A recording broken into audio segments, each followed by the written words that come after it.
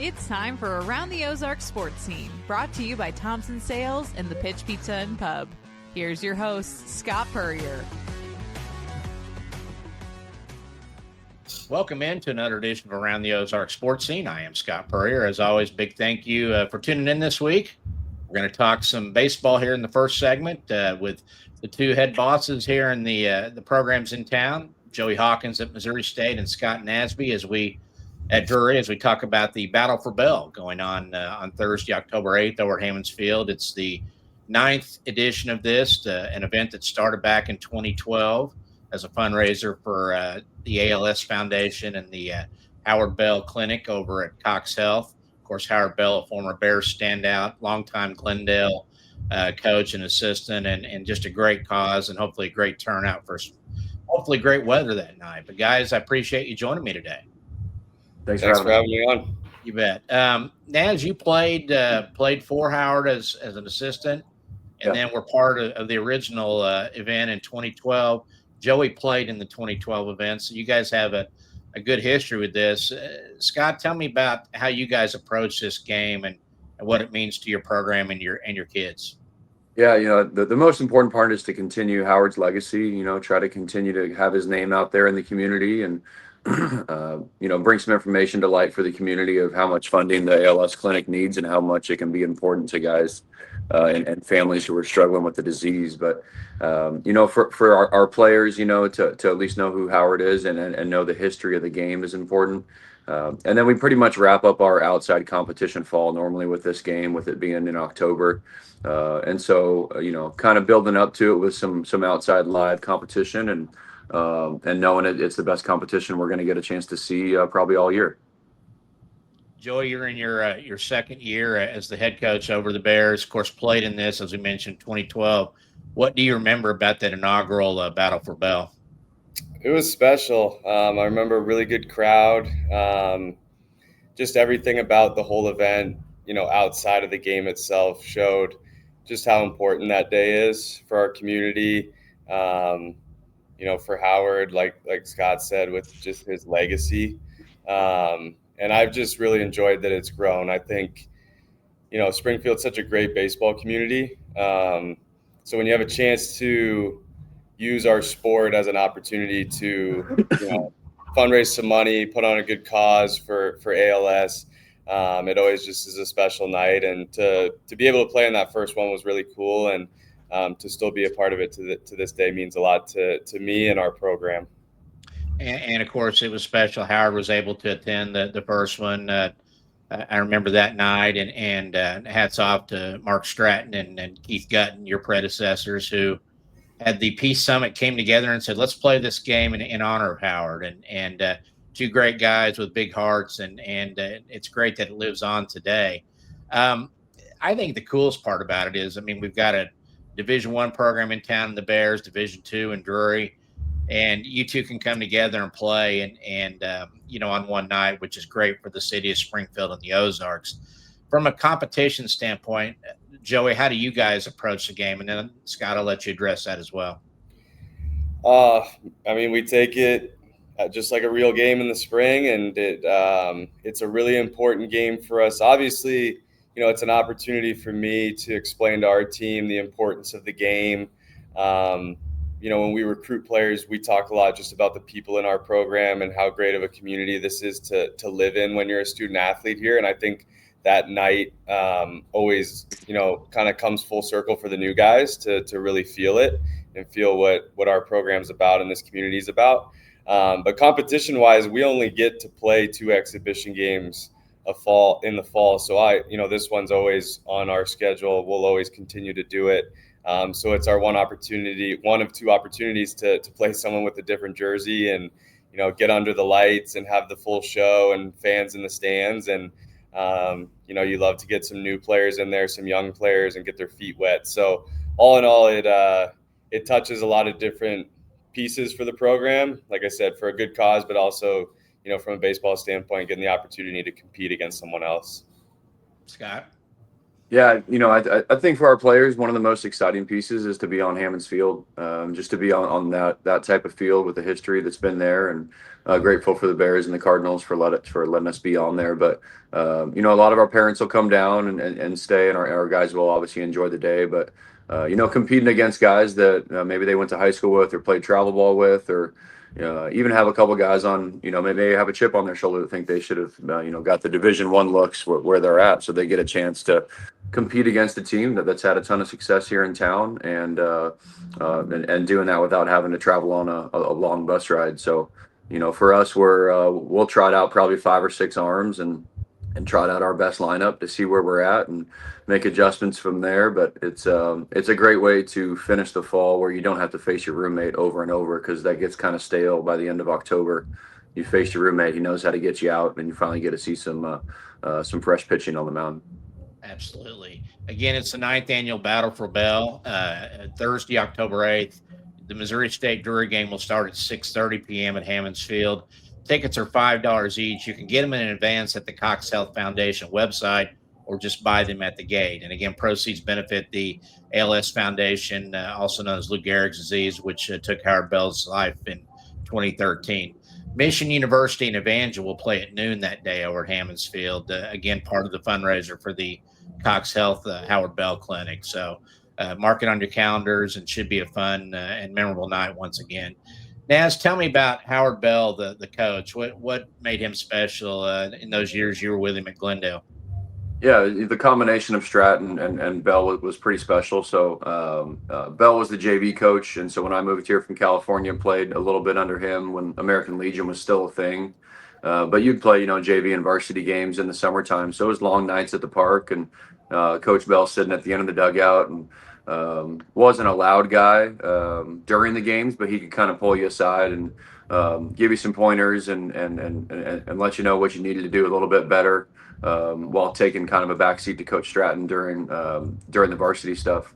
And then Coach Bell meant a lot. I mean, his connection with Coach Gooden was one of the reasons why I was able to go play at SMS at the time, and was able to work with me, offensively and then behind the plate as well to get to me where I want. So, there's a lot of coaches in town that help young players get to where they want to be collegiately, and Coach Bell did that for hundreds of kids throughout his career, even though a lot of it was as a JV coach. Or a Legion coach, and then when he took over the Glendale program too. But there's a long legacy that he left for us. Joe, there's been a long history, great relationship between these programs because of those connections. Naz being a former Bear, and Coach Gutton and Stratton and Gutton being friends and everything else. Have you seen the house that Naz built out at Meadow Park now? What are your thoughts on that? I love it. When we typically get back for school starting in August, we'll have usually 2 weeks where the Cardinals are still in town.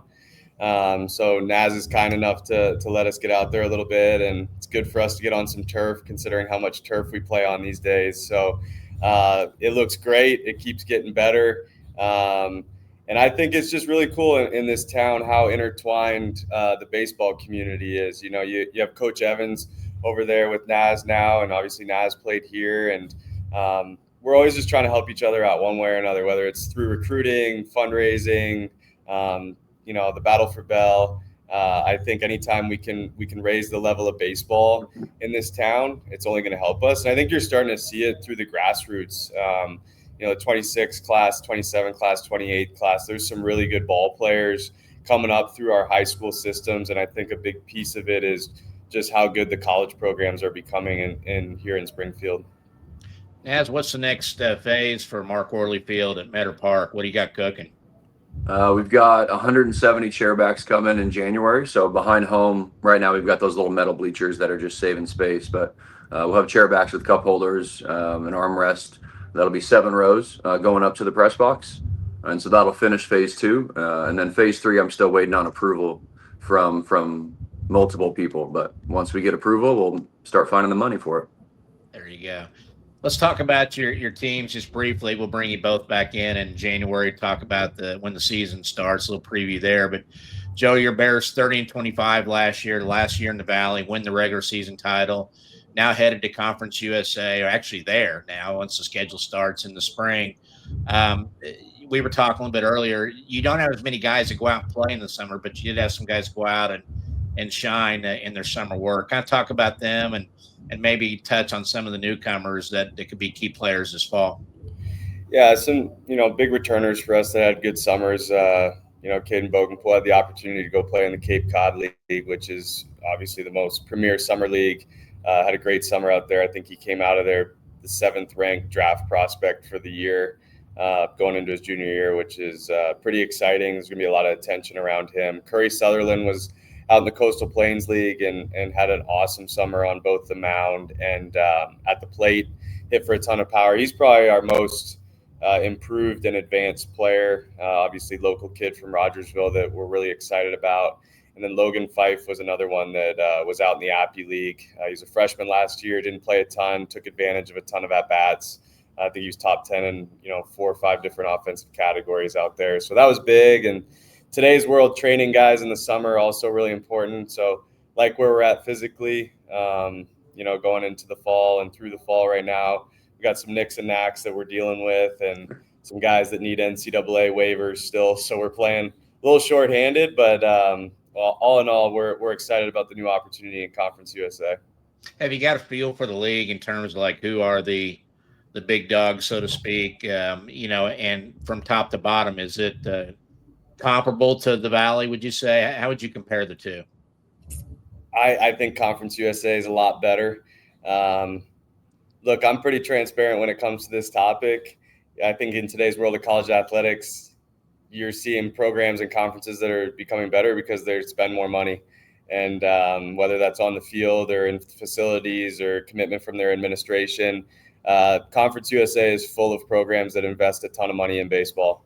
So top to bottom, I think it's a way better league. The top half of the league is going to be really tough, but I can see us fitting in there and making a run for being a team that can get into the top 4 and compete fairly well.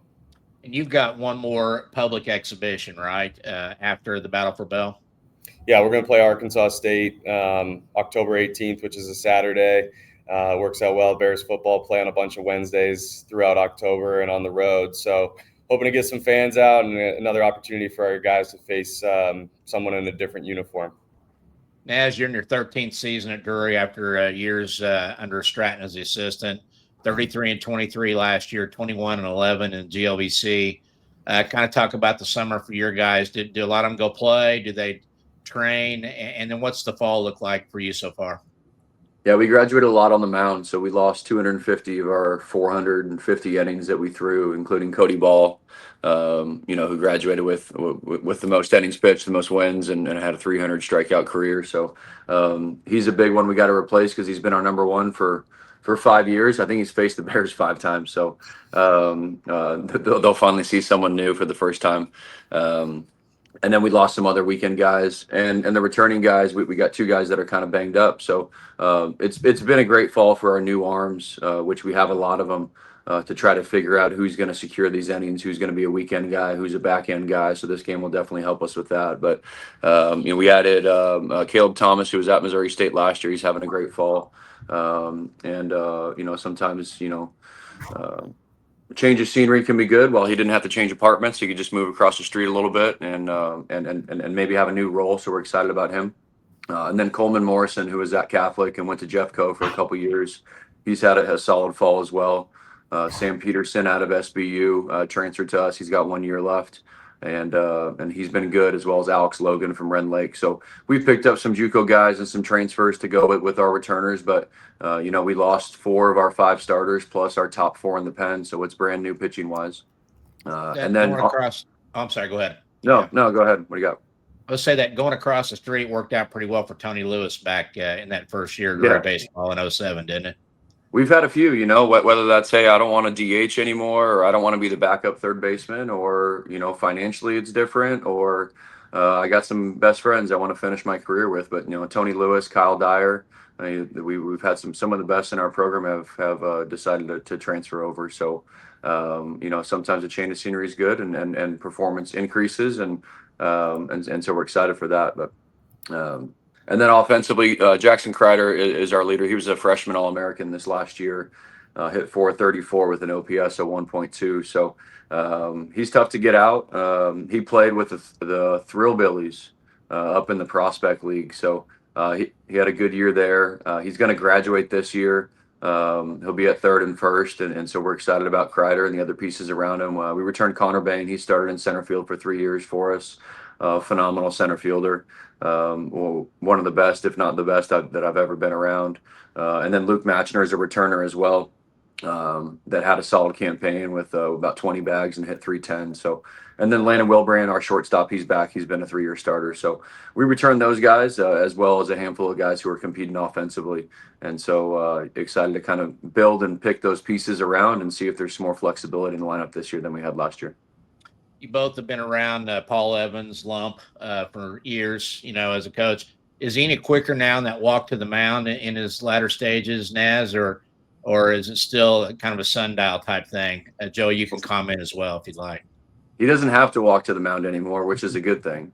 Okay. Yeah. But he got his hip fixed. His daughter got married. His daughter wanted him to walk her down the aisle, and he lost some weight and got his hip fixed, and still got some knee problems. But he's definitely moving much better than he used to. No cane anymore. And so if you needed to make a mound visit, you better watch out if Lump's coming to talk to you. That's for sure. You just need to send him out as an honorary mound visitor every now and then or so. Joe, you got any good Lump stories? I got too many to count. And if you got a phone call with Lump, you better save 30 minutes because it's going to be a good one. But no, I told him the other day, it looks like he's running around Metter with that new hip. So glad awesome. He's in a good spot, and still got a great relationship with Lump. We talk all the time, and it's fun to see him still out there doing his thing. Well, one of the good guys in the game there, been around a long time, and both of you, I know that it's been a tradition with inter-squad, fall World Series, things like that. Joe, you guys have kind of swayed from that a little bit. Do you still have anything going on inter-squad and it's open to the public or not? We're going to try to, yeah. We're going to get through Battle for Bell and then play Arkansas State on October 18th, kind of see where we're at. 2 of our projected starters are down right now with an injury, so we don't know when they're going to be back this fall. So that obviously impacts a lot of innings when you're trying to play each other. So it might be 3 5-inning games, but we'll do something fun at the end. And Naz? We've got our JV team too, so we got a large squad. So we're going to World Series. We're actually going to go 3 teams. And so we're going to play like high intensity 5-inning games. Each team will get 4 games over the span of a week. And yeah, we got, as long as no one gets hurt, knock on wood, we have 3 guys at every single position. Some guys will be out of position, but to do that, to have 10-man lineups instead of 2 18-man lineups, so be more efficient for our guys. So we're trying to get guys as many reps as possible. Very good. Well, guys, I appreciate your time. Again, it's the Battle for Bell, Thursday night, October 8th, 6:30, Hammons Field. Best of luck to both of you, and we'll talk to you in the spring, okay? All right. Thanks for having me on. Thank you, Scott. Appreciate the support. You betcha. Two of the good guys out there in the baseball world in town, Scott Nasby and Joey Hawkins. Again, the Battle for Bell, Thursday, October 8th, 6:30 p.m. start at Hammons Field between Drury and Missouri State baseball. Tickets are $5, available at CoxHealth Foundation website, or you can pay for them at the gate. All proceeds benefit the ALS Foundation and the Howard Bell Clinic, ALS Clinic at CoxHealth. And again, Mission and Evangel will be playing a game at noon that day as well as part of the festivities. So that's thanks to Scott Nasby and Joey Hawkins for joining us on that segment. Got a bonus segment on today's podcast with a visit from Rusty Medearis, the former Ozark High School, University of Miami football star back in the early 90s. Of course, going into the Springfield Area Sports Hall of Fame next Tuesday night. If anybody wants to go see that, tickets are still available. So give us a call on that. But wanted to visit with Rusty about the induction and kind of go back over. It's been a while since I've caught up with one of my favorite players back in the day. Rusty, thanks for joining me. You got it, Scott. It's great to be here with you. Well, I know you've been in, the University of Miami football or the Athletic Hall of Fame, Missouri Sports Hall of Fame. This is kind of the Springfield area, right where you grew up. What does this honor mean to you? Well, what it really made me think of just now when you said that was the All Ozarks team, which I think I was on it a couple of years. Yeah. And that kind of, I guess this comes full circle because I don't think there's any more after this one for me because that's high school, college, Missouri, and then now this Springfield one. So I'm kind of thinning out, and I'm too young to be this old. Well, of course, those who aren't familiar with Rusty Medearis, I'll fill you in. Back in the was it 89, 90, your last two high school years? 89 was my last year in high school, yeah. Okay. And in the late 80s, early 90s, he was a force at Ozark High School, kind of a rush linebacker. I tell people from me having seen you play back then that you had Lawrence Taylor's speed with Grant Wistrom's motor. If I had to combine a guy that came before you and after you, just a fierce competitor on the field. Kid from Ozark, Missouri, winds up in Miami with the Hurricanes. But that was back. Was that all Jimmy Johnson when you were there or not? Yeah, that was Jimmy Johnson, yeah. Yeah. And of course, that's when the Canes were pretty much badasses, and Army fatigues and a defense that one season, your national championship season in 1992, allowed just 9 points per game. And you watch any college game now, and there's 9 points in the first 5 minutes usually. But just had a phenomenal career down there, cut short by a knee injury. I still want to, I was still wanted to track the guy down there for years and say why. But, you burst onto the scene as a freshman at Miami. First start, you make 5.5 sacks in the first game against Texas Tech. Part of your 12 tackles. I guess after that, you had to say, hey, this college football thing's easy, isn't it? Yeah, no, it's not even close. I wanted to quit so many times before that happened. But yeah, when we finished that first game, we were all thinking it was like 7 because I was just all over the backfield at Texas Tech that day. Yeah, it was crazy, and went on to have 10.5 sacks that first year, second only to your teammate Russell Maryland for the Outland Trophy. It's the nation's best interior lineman. And the very first pick in the NFL draft, the first Maryland. pick. Absolutely, yeah. And of course, then had another great year. You guys win a national title. You beat Nebraska 22-0. And that's the season where you allowed 9 points per game. Finish your career with 22 sacks, 7th on the all-time Miami football list in just over 2 full seasons. As we mentioned, junior year, Arizona lineman dives into your knee with a chop block, gruesome injury, 13-hour surgery, tore ACL, MCL, about everything in that deal. MCL, LCL, popliteal artery was ruptured. That was the one that's the thing that most of the kids that had my injury lost their leg. Oh, geez. Well, and tried to come back a year and a half later, missed the 93 season, played a couple of games, but just too much pain, wasn't it? Yeah, well, it was just, I just kind of figured I was kind of not going anywhere. I knew nobody's going to take a shot at me with the knee that I had in the NFL, so I kind of just said, yeah, it's enough for me. It's not productive for people to sit around and ask why me, but did you ever go through that phase? I mean, because the way things started, and I'm fully convinced you would have been an NFL star because, like we said, Grant Wistrom came along and was basically after his career at Webb City and Nebraska, a rush end, that relied on motor and quickness. I was his host. I was his host when he came down to Miami. He came down to Miami and I hosted him. Did you really? Yeah. Yeah, he wouldn't go out with he wouldn't go out with anybody else. He said, if I'm coming to Miami, I don't think he ever was going to come to Miami, but I think he just wanted to meet me. That was good. So he said, if I can't get Rusty to take me out, then I really don't want to come down there. Well, of course, he ended up having a great All-American career at Nebraska and then with the Rams and Seahawks in the NFL. Did you ever wonder what kind of NFL player, even today, you would have been? Well, I think I just would have kept getting better and better. And when I was a freshman,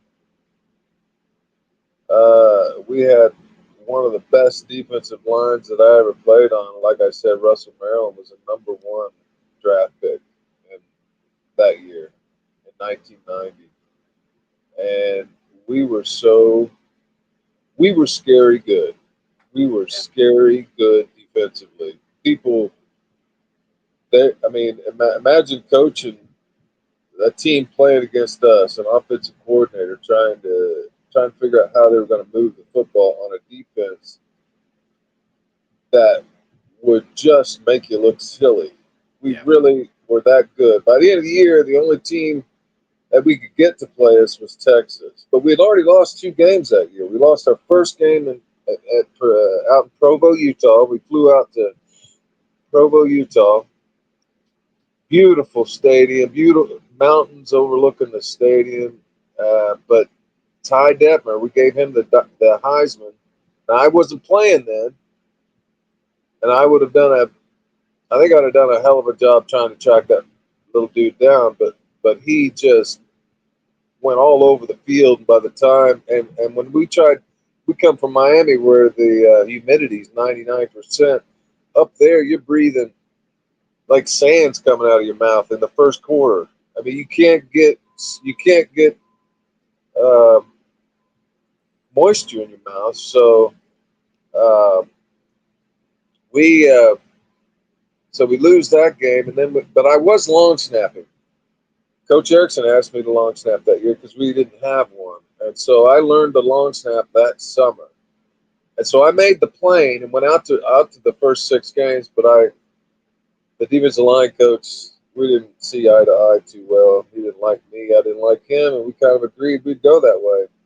Yeah. And so by the 6th game, we'd lost one other game, and that was Florida State. No, we'd lost one other game, but I can't remember who it was. I think it may have been Florida State. I don't know. It was a big one. But it was Notre Dame. Notre Dame that year because the game before I started, I did get to play a little bit up in South Bend against Notre Dame, but not much. And then by the 6th game, the defensive line coach, who I didn't get along with, he said, "Well, we're out of players. I've got to put you in, so I guess you're starting." So that's how that kind of rolled. And how good could I have been in the NFL? I don't know. I've seen the best there ever is and was. And Russell Maryland was probably the best. Him and Cortez Kennedy were 2 of the most dynamic, amazing defensive linemen that you could ever learn from, and they were both kind of mentors to me. So I owe them a lot. But sky's the limit. I would have dominated in the NFL just like I did in college. Is that do you watch much football now? And has there been anybody in the last 25 years that you saw and said, that's kind of what I would have been like in the league? Wow, that's a good one. That's like a J.J. Watt or Oh, definitely, definitely a J.J. Watt because first of all, I never really played at much size. My best playing weight, I mean, I could get up to 255, but I didn't feel that good. I felt better at 230, and that's what I played at, was 230 pounds. Wow. NFL, you're not going to play at 230 pounds, not on defensive line. So I would have had to beefed up like Grant did. I mean, he got pretty big there for a little bit. Yeah. But when you're working 24 hours a day for the same goal, getting your body weight up is not too much of a problem. It's keeping that dance move that you have, the flexibility, not looking like a 10-man. That's the greatest defense, greatest pass rushers have always been kind of a good dancer with their hips and their. That's why one other reason why Dwayne Dewey was never that good. He was too 10 man. He couldn't swivel his hips or make those turns, and that's why I think basketball came in for me. It gave me that that athletic ability that it takes to be a football player. You can't be a football player and not be an athlete. Not at that level. Yeah. Let's go back to your Ozark days. Growing up, you had brothers that toughened you up, I guess would be the best way to put it, to where when you got to high school and started playing sports, you're ready to roll. And I just remember encountering you as probably a sophomore at Ozark, and you had the Miami mindset as a high school kid, and that I'm going to dominate, and you're not going to be able to stop me. How big was that in terms of you making the transition from small town Ozark high school guy to stepping right into the Miami Hurricanes program? I got to think you already having that mentality was a big plus. Really, what I hated to do most, and that comes from my brothers, was lose. I hated losing. My high school coach told me, he said, my high school basketball coach, you probably know Terry Ryder, he said, Rusty, I've had players that were better, but I've never had a player that hated to lose as much as you did. Never in my life. Yeah.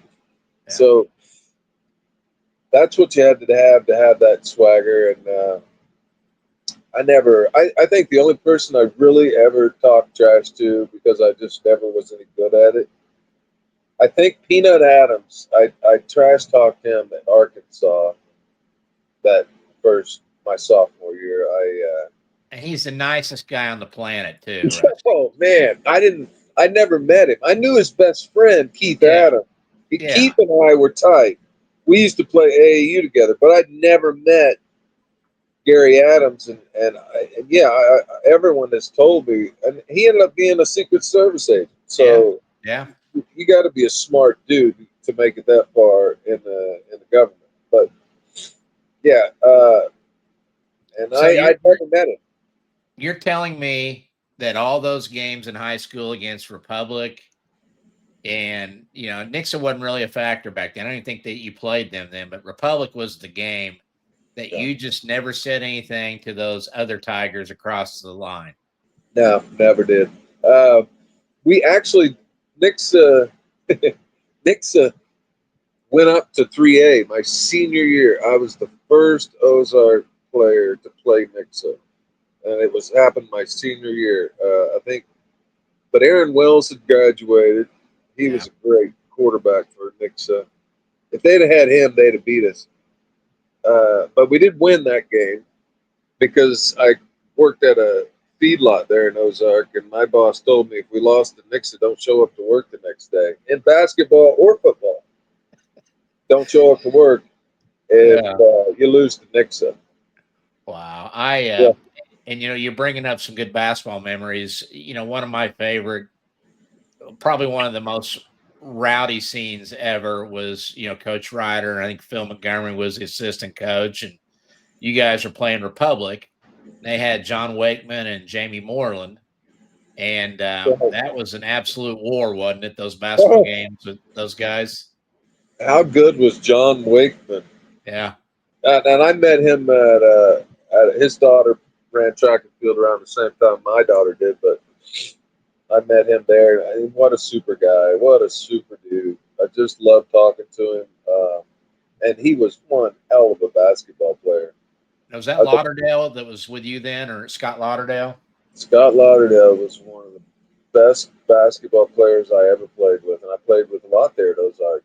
Scott had no athletic ability, couldn't run very fast, wasn't very strong, but you're never, ever going to outwork Scott Lauderdale. That guy worked harder than anybody I've ever seen. And he and I would haul. I didn't know. I don't think I knew this until after we played. But he and I hauled a lot of hay together. Okay. Talk about toughness. You get up in the middle. You get up the top of a hayloft in the middle of July or August when it's about 170 degrees. Feels like it anyway. But Scott was the hardest working kid, and it was a fantastic basketball player because every time we needed a score, it was going to him, and he was going to do it. We ended up winning a lot of games, and then when we went to district, we ended up playing Republic, and they just called some really silly stuff on us, and Scott got thrown out. I think I got in foul trouble, and we ended up losing districts that year, and we were ranked as high as number 2 in the state, I think, at that time, or during the year we were. But yeah, I played with some good players, and there's all kinds of players. There's in sports. That's what's beautiful about sports. You don't have to have all the great gifts and athletic ability. You can do it, and you can make it, whether you're short, tall, skinny, or heavy. But it takes, you got to put in the work, because the win on Friday night or Saturday, that work, that comes from what you did on Monday. What were some of your favorite football memories that, playing for Phil Montgomery and I remember one game that I got banned from the Ozark press box because I was simply just trying to get you the football on offense. I think they were playing you on the line. They banned you? Yeah, Dan Evans, who's now a good friend, and I actually do a gambling podcast with Dan as well. I think Dan was out of his mind back then. Let me tell you that, because everyone says back when he was that, Dan lost his mind, and then somehow he turned out to be an all right dude. Well, and I think this was actually the Tom Cox year, and Coach Cox didn't like that I was trying to coach his football team. All I was saying was, if you put Rusty back there as a fullback and just let him run with the ball, nobody's going to tackle him. And I think you were playing on the offensive line then, and I don't think they liked that. So Dan banned me from the press box. So I was going to bat for you, Rusty. You could have been, an NFL fullback too. And I appreciate what you did, because I didn't really care, because I knew I was going to go to college playing linebacker. Yeah. But I hated to lose. And if somebody saw a way that we could win and you did that, you said, hey, just put him back there. And so the coach actually did. He had to bow to the pressure. They gave me the ball at Republic a few times, but they tackled me right away. Hey, it didn't work. You got him to change the offense and put me in the backfield. So that is hilarious. But yeah. Who were some of your favorite football teammates at Ozark? Oh, favorite. Oh, geez. Franny Pyle. Of course, Murphin was my linebacker. Mark Gimlin. God, I'll leave out so many, but Brian Applegate was a great player. Skeens. Both the Skeens, John Skeens was the coach my sophomore year. Then Tom Cox came in. But yeah, it's so many great players. Danny Parker was a quarterback my senior year. Yeah, we had a whole lot of good people. But the one thing, Rusty Estes is another kid that was a great player, great running back. The one thing that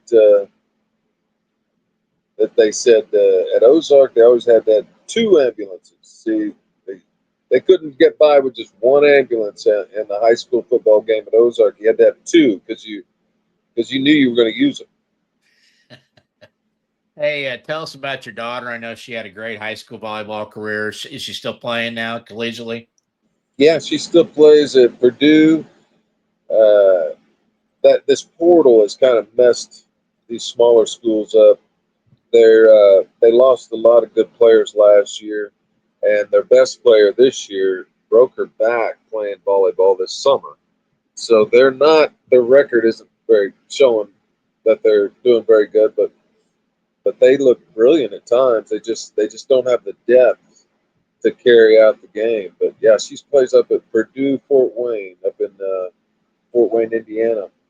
Awesome. And then she was a Nixa product, right? Went to Nixa. That's right. Yeah, she went How to. cool? She went to state 3 years in a row. No, Yeah. 4.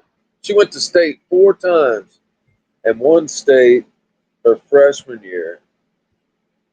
And she came out and says, I don't know why everybody's so excited. We'll just win it again next year. And I said, honey, this doesn't happen very often. I didn't go to state in any sport in high school.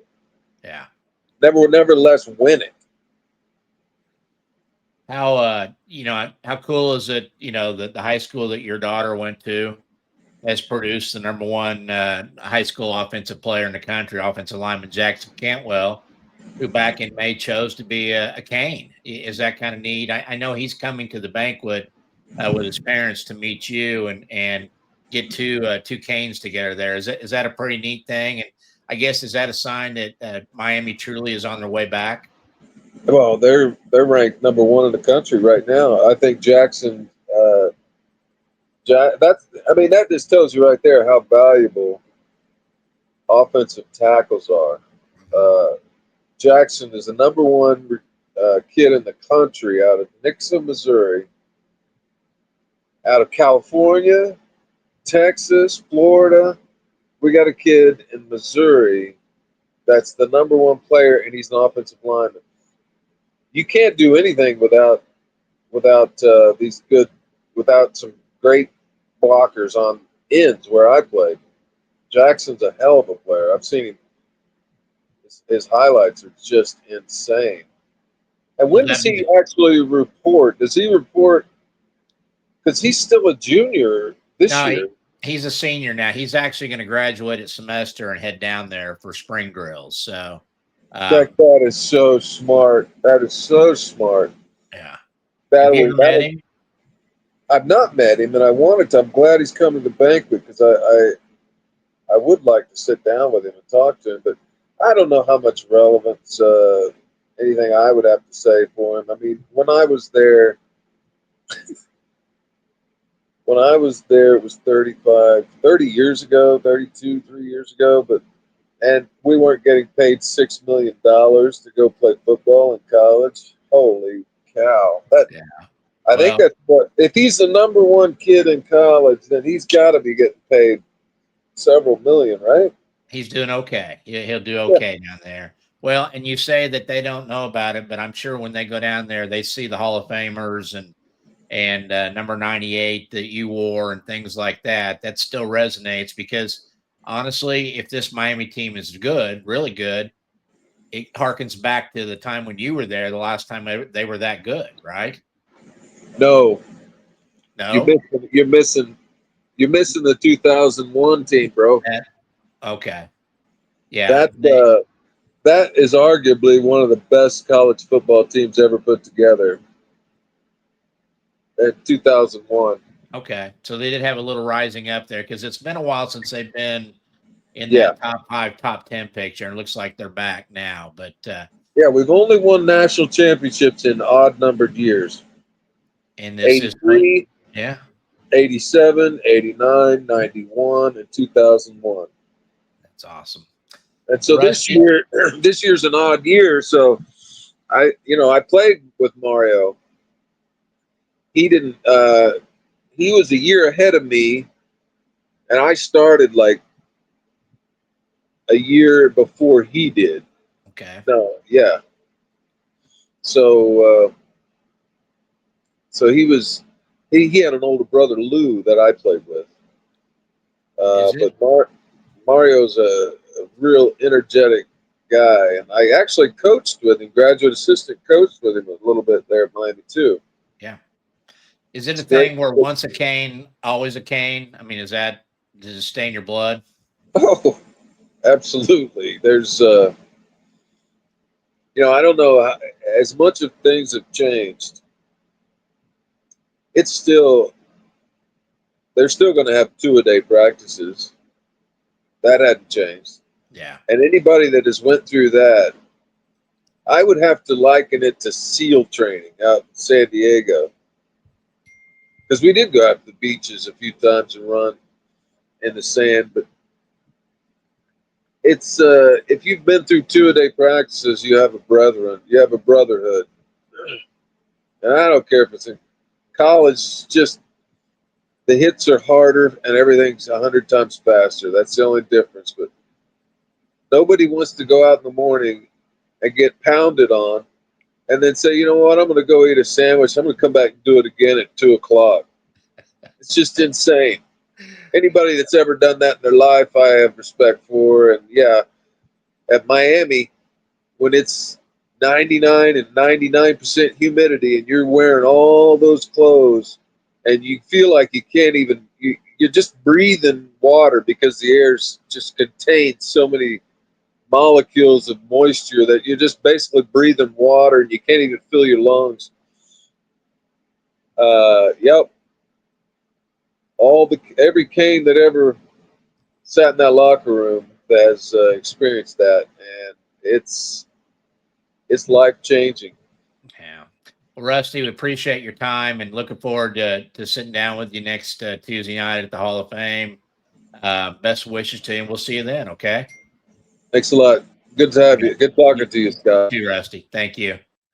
Rusty Medearis, the former Ozark High School star back in the late 80s, early 90s. He was a force to be reckoned with. I would, covered a lot of high school back then. I would compare him only to the likes of Mark Smith and Grant Wistrom from Webb City in terms of just that toughness and that mentality that they were not going to lose out there. So appreciate his time. And again, looking forward to seeing him going into the Springfield Area Sports Hall of Fame.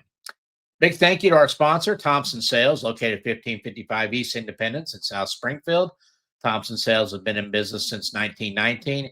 They're home for the area's largest selection of Cadillac, Buick, and GMC cars and trucks, new and used.